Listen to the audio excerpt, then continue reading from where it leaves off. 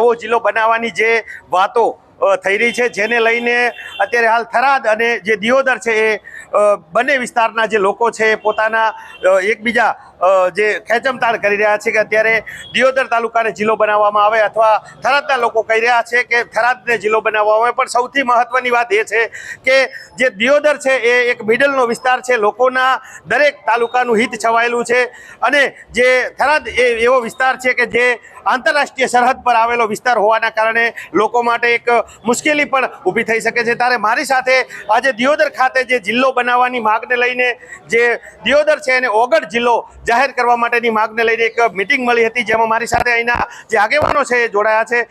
શું કહેશો જાકીરભાઈ, આજે જિલ્લો બનાવવાની માગને લઈને એક બેઠક મળી હતી? દિયોદર જિલ્લો એક ઓગઢ બને તો સારું છે અને આથી દિયોદર રેલવે સ્ટેશન એક છે, બરાબર। ત્યાંથી મુંબઈ જવા માટે ટ્રેનો છે, ત્યાંથી દિલ્હી જવા માટે ટ્રેનો છે અને બનાસ ડેરી આવેલી છે, તમામ ખર્ચે જાય છે અને પાછો અહીંથી બધી જે તાલુકા છે દિયોદરથી 20 કિલોમીટર નજીક પડે છે।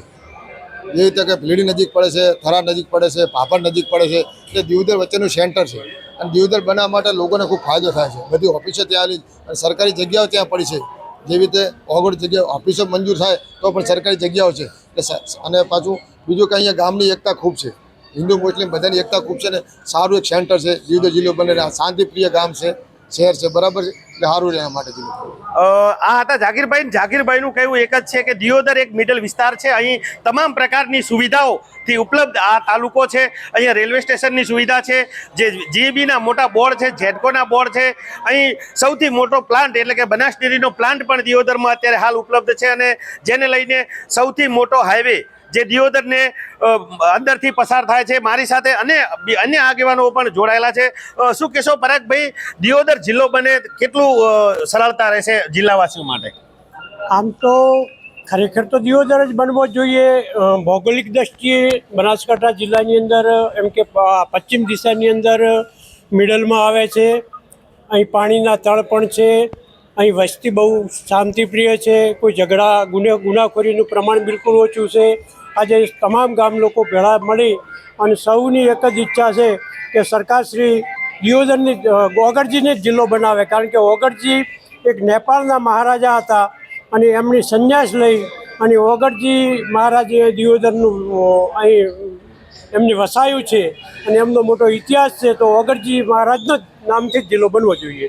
આ હતા પરાગભાઈ જોશી, જે ભારતીય જનતા પાર્ટીના એક વરિષ્ઠ આગેવાન છે।